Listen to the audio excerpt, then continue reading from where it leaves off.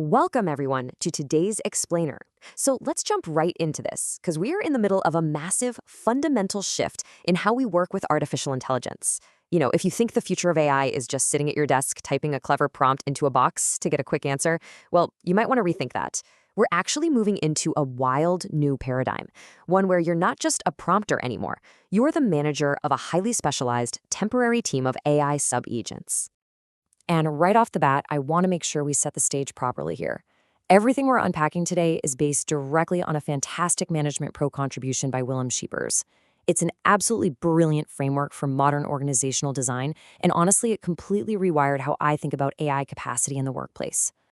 Okay, here's our roadmap for the explainer today. We're going to cover 1. From prompt to pop-up team. 2. The power of division of labor. 3. The AI barbell model. 4. The danger of human hollowing. 5. The cognitive allocation principle. And 6. New conditions for intelligence. Let's get right into it.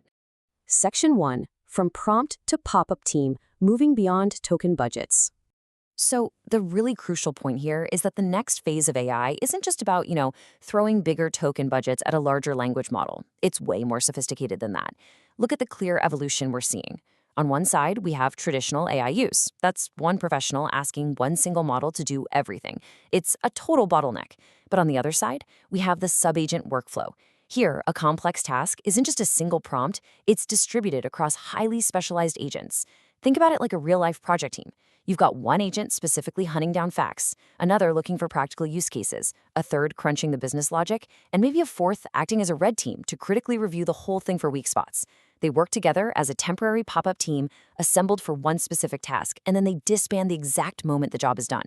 It's a massive leap from just prompting to actual work design. And in practice, it looks a lot like this. You've got the professional standing at the control center, right? But that raw, chaotic stream of data isn't just hitting them all at once.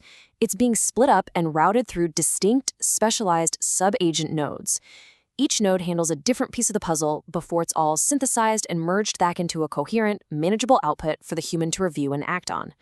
Basically, you're not doing the grinding research anymore. You're orchestrating it. Which brings us nicely to Section 2, the power of division of labor. Smart division of labor. Now, because we're orchestrating this, we unlock this incredible power of parallel research. But I do have to give you a bit of a warning here, and it's actually kind of funny. Just like a real-world human project team, simply throwing more agents at a problem doesn't automatically make things better. Sometimes, it literally just leads to the AI equivalent of having more meetings. Crazy, right? Companies like Anthropic have actually found that multi-agent systems can use about 15 times as many tokens as a standard chat.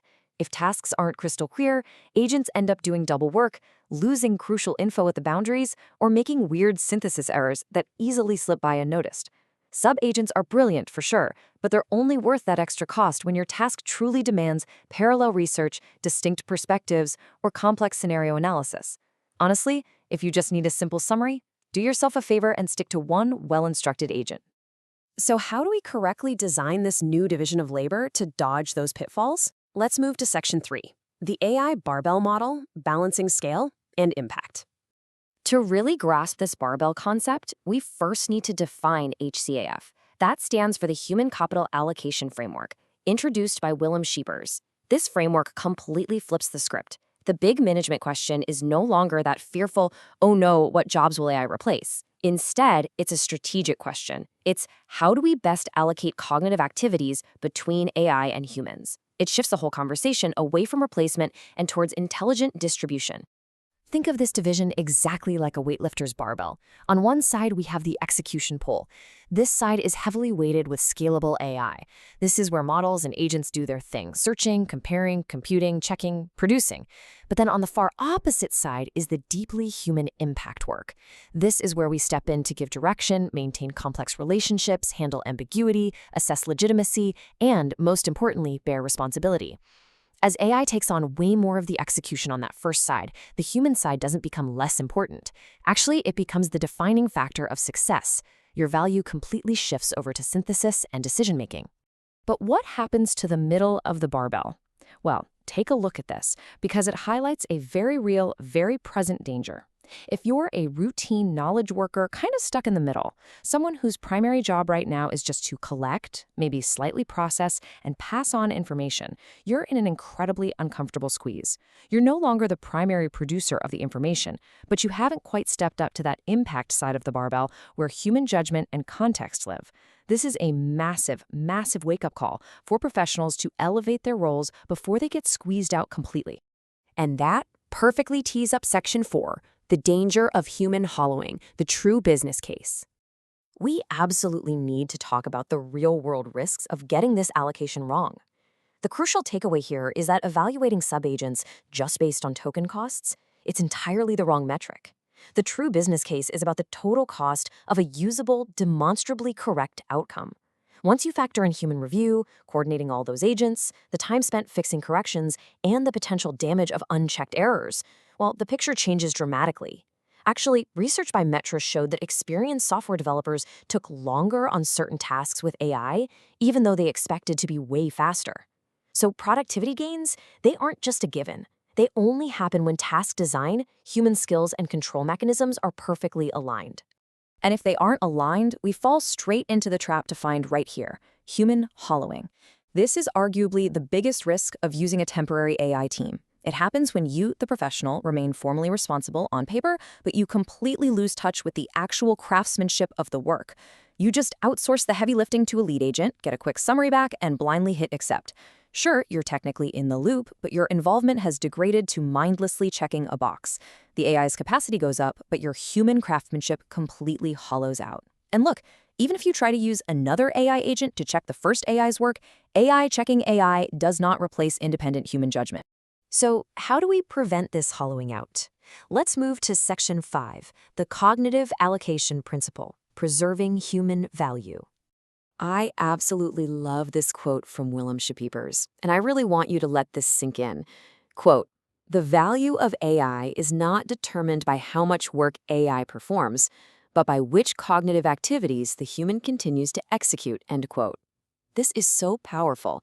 It means you can't just show up at the very end of the line to rubber stamp an AI's output. Nope. True human involvement has to start right at the beginning with defining the actual problem. And it has to continue. You have to challenge the AI's assumptions, weigh contradictory conclusions, and tie all those outcomes back to real, tangible organizational impact. You've got to stay cognitively engaged the whole way through. All right, let's bring all these concepts together in our final section today. Section 6, New Conditions for Intelligence, Organizing the Future. This shift changes the fundamental structure of how an organization operates. Traditionally, organizations distribute budgets, they distribute hours and responsibilities, but now they have to strategically distribute AI capacity. The new management task basically boils down to 3 steps. First, move past just maximizing tokens. Second, strategically distribute AI capacity across the team. And third, design a really smart division of scale, judgment, learning, and responsibility. Token budgets are a vital organizational resource now. And here's the reality. Not every employee is going to get the same tools. A person who just gets one simple chatbot has a vastly different production capacity than someone empowered to spin up specialized sub-agent teams. Which leads us to this final, provocative thought to wrap up our explainer today. As this new era of intelligence conditions takes hold, here is the question you really need to be asking inside your organization. What AI capacity do I get to perform my work responsibly and effectively? Tokens make the work possible. Subagents make it a team effort. But ultimately, you, the human, must remain the owner of the assignment, the meaning, and the final decision. So think about where you sit on that barbell right now, and what capacity you need to move to the side of true impact. Thanks so much for joining me on this deep dive, and keep learning.